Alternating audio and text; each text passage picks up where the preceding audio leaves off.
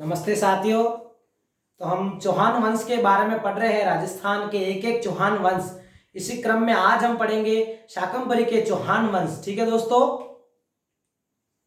शाकंभरी के चौहान वंश, इनके बारे में आज हम पढ़ेंगे। तो साथियों, राजस्थान में सबसे पहले चौहानों का हंसोट क्या है? चौहानों का हंसोट शिलालेख पाया गया। राजस्थान में सबसे पहले हंसोट शिलालेख, कौन सा? हंसोट शिलालेख पाया गया।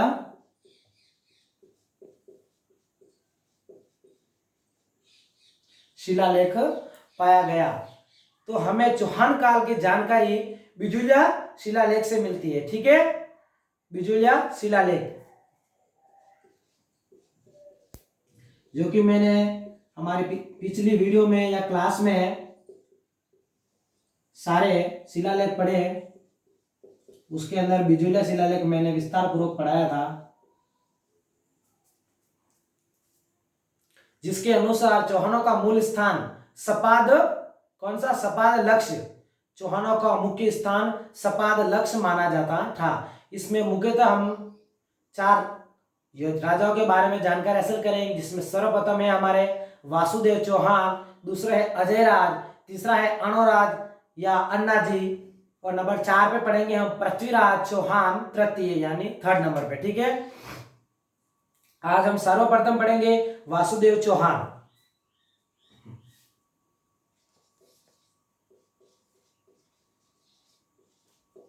वासुदेव चौहान, ये हमारा शाकंभरी के चौहान वंश है, उनमें सर्वप्रथम राजा। ठीक है, वासुदेव चौहान ने 551, कब?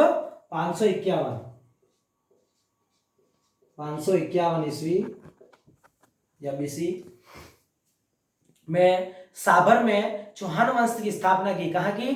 साबर में चौहान वंश की स्थापना की। कब की?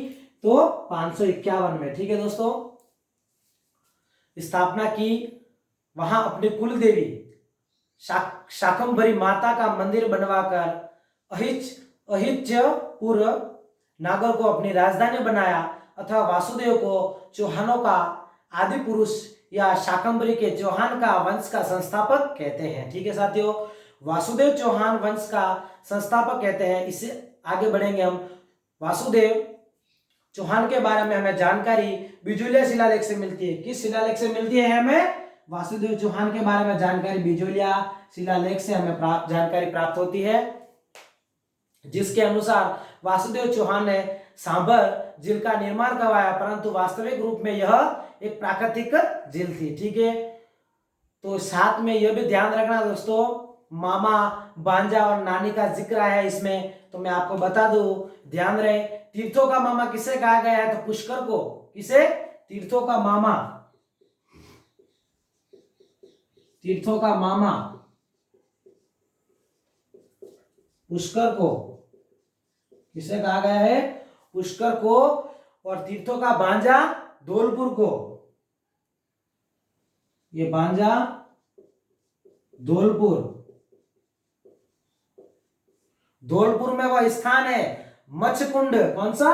मच्छकुंड। धौलपुर में स्थान है मच्छकुंड।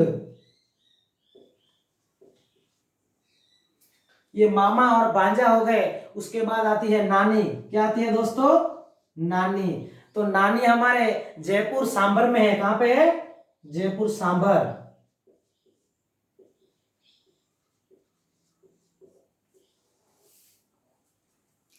इसी के साथ में हमारा अगला फैक्ट आता है अजयराज। इसने, ठीक है, क्या आता है हमारे आगे? अजयराज। ये अजयराज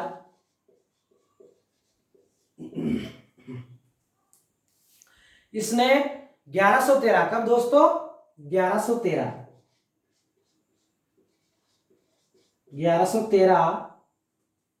में अजय मेरू नामक नगर बसाकर सांबर से अजमेर को सबसे पहले चौहानों की राजधानी बनाकर अपनी पत्नी सोमलवती के नाम पर चांदी के श्री अजय देव नामक सिक्के चलाए और उसे अजय मेरू दुर्ग का निर्माण करवाया। कौन सा दुर्ग था हमारे? अजय मेरू दुर्ग। अजय मेरू, अजय मेरू दुर्ग। ठीक है, अजय मेरू दुर्ग, अजमेर दुर्ग क्या कहा जाता है? अजमेर दुर्ग या तारागढ़ दुर्ग। ठीक है, अजमेर दुर्ग का प्राचीन नाम गढ़बिठली, क्या नाम है? अजमेर दुर्ग का प्राचीन नाम गढ़बिठली था, तो आज वर्तमान में इसका नाम तारागढ़ दुर्ग है। दोस्तों, इस दुर्ग का नाम तारागढ़ मेवाड़ के राणा रायमल, कौन? मेवाड़ के राणा रायमल के बड़े पुत्र पृथ्वीराज सिसोदिया, कौन?